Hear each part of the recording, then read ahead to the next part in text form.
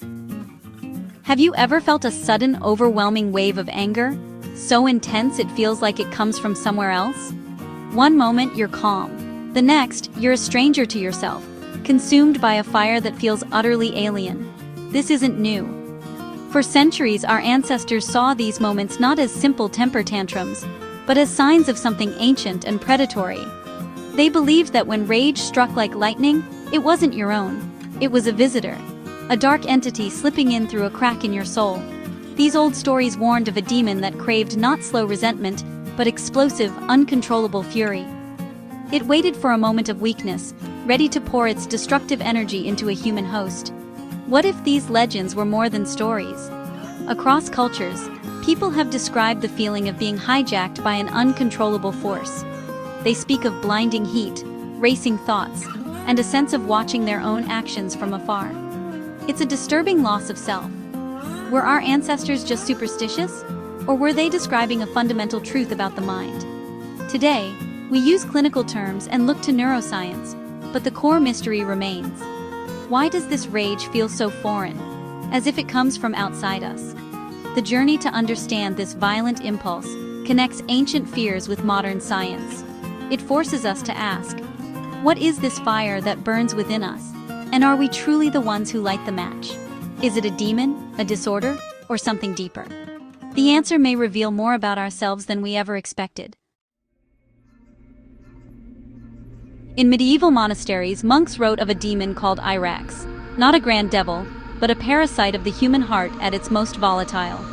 Irax was a coward, striking only when anger flared like an open wound. It needed no ritual, just a sudden burst of fury, a heated argument, a shocking insult, a moment of frustration. In that instant, as self-control faltered, Irax would rush in. The victim was instantly overwhelmed, their will and reason pushed aside by the demon's violent energy. The host became a puppet, animated by a force that cared only for chaos. Victims described a sudden intense heat radiating from their chest, thoughts racing with violent impulses that felt foreign. They felt a profound loss of control, as if watching their own body act without consent. This wasn't just anger, it was being erased, replaced by a raw, destructive force. The demon borrowed their body to experience the peak of rage. Afterward, the victim was left cold, devastated, and often with fragmented or no memory of the event. The time during the rage was a blank, a void in consciousness. This amnesia was seen as the clearest sign of demonic influence. It was as if the person was not present for their own fury, because something else had taken their place. The legend of Irax captured the terror of losing oneself to uncontrollable anger. But was it truly a demon, or something within us all? The answer would echo through centuries. Medieval accounts described a demonic seizure with chilling precision. First came the unnatural heat, a fire surging through the body, heart pounding, skin prickling. This was the demon's entry, fueling a rage the human body could barely contain. Next, the mind shattered into chaos, violent, hateful thoughts racing too fast to grasp. Rationality was suppressed, the person's consciousness pushed into a dark corner, forced to witness the takeover. Then, the most terrifying part, loss of agency. The body moved, the voice shouted, but the person inside felt utterly disconnected, a puppet to a foreign will. When the fire burned out, the victim awoke as if from a trance, with little memory of what happened. They saw the destruction, felt crushing guilt, and were haunted by a gap in time. The demon's final trick was leaving them to face consequences for acts they didn't feel were their own. Was this possession, or a glimpse into the fractured nature of the mind? Today, we call it intermittent explosive disorder, or IED. It's defined by sudden, explosive outbursts of rage, far out of proportion to any provocation. The episodes are rapid, with little warning. A person can go from calm to violent in seconds. During an episode, people report losing control, overwhelmed by an impulse they can't fight. There's a surge of energy, a racing heart, and a pressure that explodes. Afterward, distress, regret, and guilt set in. Many describe the experience as a fog or haze, feeling detached from their actions. The parallels to ancient accounts are striking: sudden onset, loss of control, and aftermath of confusion. Are we simply renaming an ancient foe, or finally understanding the machinery behind a terror that's haunted us for centuries? The answer may lie in the wiring of the brain, and the story is far from over. Sudden, uncontrollable rage is a thread running through all of human history and every culture. Norse berserkers, the Malaysian concept of amok, Roman accounts, across the world, people describe being seized by a violent force that feels external. They become instruments of destruction, only to awaken later in confusion and horror, often with no memory. The details are remarkably consistent: a sudden shift, a surge of energy, detachment, and shame. Whether called a demonic attack, battle trance, or psychological break, the experience is universal. This suggests we're not dealing with superstition, but a fundamental aspect of the human condition. The demon of sudden rage is not an invention. It's an experience our species has grappled with since the dawn of consciousness.